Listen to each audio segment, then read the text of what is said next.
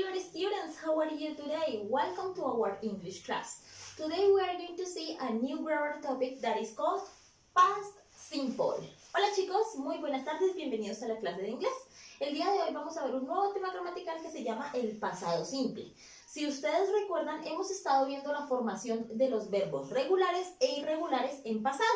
Que los verbos regulares, cuando no los encontramos en la lista, tenemos que añadirles ed. Por ejemplo, play. Y en pasado quedaría played. Y los verbos irregulares son aquellos que encontramos en la lista que tenemos en nuestro libro. Por ejemplo, write. Y cuando lo buscamos en la lista queda wrote. Jugar, jugó. Escribir, escribió. ¿Listo? Entonces, cuando los encontramos en la lista son irregulares y cuando no están en la lista son regulares. ¿Qué les tenemos que añadir? Ed, nada más. Hoy vamos a ver cómo se crean oraciones utilizando estos verbos. ¿Listo? Tanto afirmativas, negativas como interrogativas. Ya sabemos las afirmativas porque solo tenemos que añadir el verbo en pasado.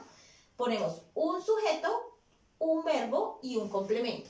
Voy a hacer una oración con verbo regular y una oración con verbo irregular en cada una de las formas para que quede más claro. ¿Listo? La primera que tenemos es regular. ¿Por qué? Porque el verbo termina en ed. Jump, ustedes no lo encuentran en la lista, que es saltar. Empezamos. Julian jumped in his bed. Julián saltó en su cama. Jump le agregamos ed porque no aparece en la lista. Bien. Para una irregular. Julián sang a beautiful song. Julián cantó una bonita canción. Sing es el verbo en presente y el pasado de sing es sang. O sea, si ustedes buscan en su lista, aparece sing y al frente sang. Julián saltó en su cama, Julián cantó una linda canción. Entonces, ¿cómo se forman las oraciones afirmativas? Con un sujeto, con el verbo en pasado, o sea, en la lista, y si no está, con ed y con el complemento. Súper sencillo. Ahora vienen las oraciones negativas. Estas tienen un poquito más de complejidad porque debemos añadirle algo más. ¿Listo? Entonces, hacemos nuestra misma oración, la misma oración afirmativa la pasamos a negativa, pero voy a hacer primero la regular, ¿sí? La de jump. Julián did not jump in his bed. Entonces, para las oraciones negativas, nosotros tenemos que añadirle el auxiliar did not. ¿Listo? Es importante colocar did not antes del verbo para poder crear la oración no. O sea, para poder decir que Julián no saltó, tenemos que colocar did not. Importantísimo. Para negar usamos did not. ¿Y qué pasa con el verbo? Si ustedes se dan cuenta, jump ya no tiene la ed que yo le había puesto en la oración afirmativa. ¿Por qué ya no tiene la ed? Porque el did not se encarga de hacer ese trabajo, de pasarlo a pasado. Entonces, si yo coloco el auxiliar, ya no tengo que colocarle nada al verbo. ¿Listo? Si aparece el auxiliar did not, al verbo jump o cualquier verbo que yo vaya a colocar después del auxiliar did not, ya no le hago nada, lo dejo en presente, es decir, como lo encontramos en la primera columna. ¿Listo?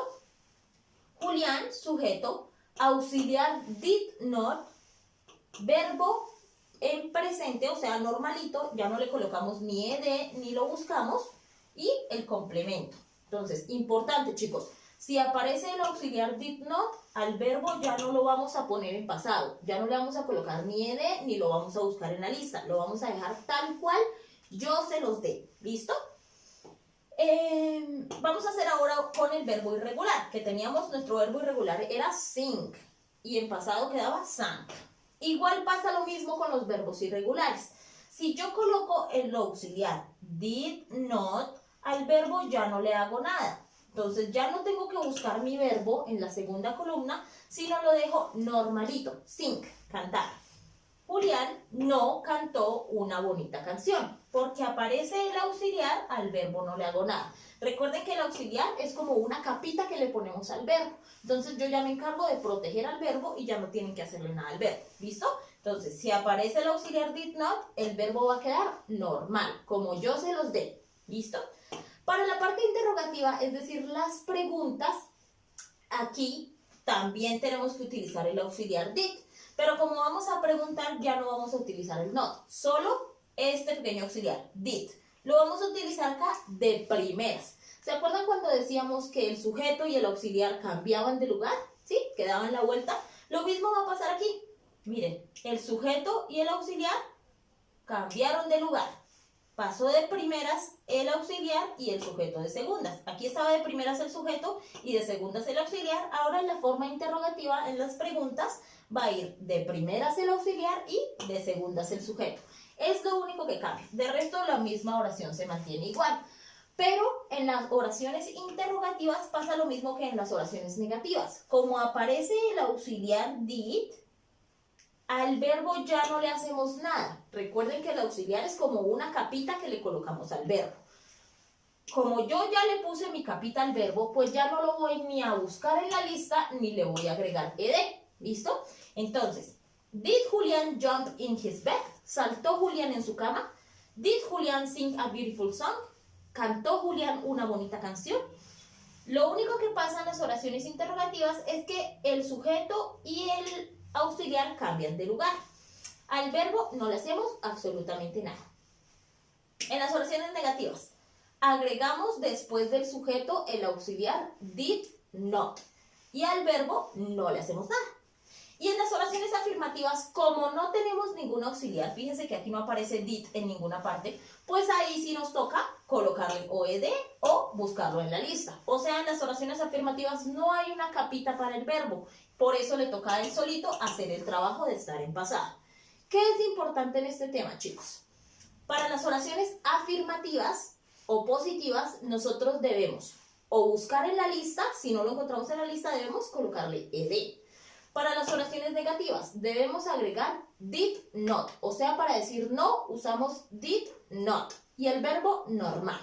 Y para las preguntas, colocamos el auxiliar did de primeras, después el sujeto y después el verbo normal, sin hacerle nada. ¿Listo, chicos? Ese es el tema.